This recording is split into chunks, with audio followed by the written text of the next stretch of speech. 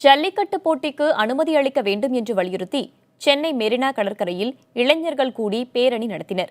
எந்த அமைப்பும் சாராமல் ஃபேஸ்புக், வாட்ஸ்அப் மூலம் இணைந்த இளைஞர்கள் தமிழர்களின் பாரம்பரியத்தை விட்டுக் கொடுக்க முடியாது என்பதில் உறுதியாக உள்ளனர்.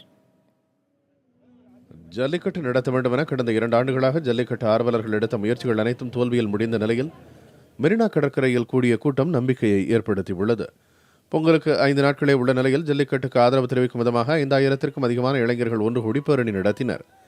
ஜல்லிக்கட்டுன்றது நம்மளுடைய ட்ரெடிஷனான வீர விளையாட்டு நம்மளோட ட்ரெடிஷனை தடை செய்யறது மூலம் நம்மளோட அடையாளத்தை இழக்க வேண்டியதாக இருக்குது. ஸோ தமிழன்கள் யாரும் நம்மளோட அடையாளத்தை எடுக்கக்கூடாதுன்னு நினைக்கிறோம். நம்ம ட்ரெடிஷன் ஆக்சுவலி ஸோ நம்ம கண்டிப்பாக நம்ம சப்போர்ட் பண்ணணும்.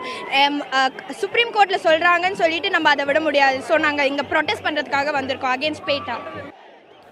கலங்கரை விளக்கத்திலிருந்து உழைப்பாளர் சிலை வரை நடைபெற்ற இந்த பேரணியில் தாரை தப்பட்டை முழங்க ஜல்லிக்கட்டுக்கு ஆதரவாக இளைஞர்கள் குரல் எழுப்பினர்.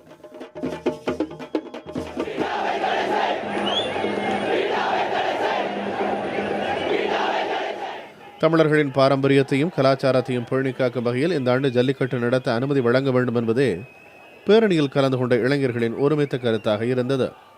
இத்தனைக்கு மிகப்பெரிய ஒரு இதெல்லாம் போட்டு ஏதோ அரசியல் கட்சியோ ஏதோ சமூக அமைப்போ இல்லை ஜாதியோ மதமோ எதுவுமே இல்லாமல் மொத்தமாக தமிழன்னு எல்லாருமே திரண்டு வந்து இங்கே எல்லாம் சவுண்டு கொடுத்துட்டு இருக்கும்போது இவ்வளோ எதிர்ப்பு அவங்க காட்டும் போது எனக்கு கண்டிப்பாக நம்பிக்கை இருக்குது. இந்த தடவை கண்டிப்பாக நம்ம ஜல்லிக்கட்டு தடையை நீக்கி கண்டிப்பாக திருப்பி நடக்கணும்னு எனக்கு ரொம்ப நம்புகிறோம்.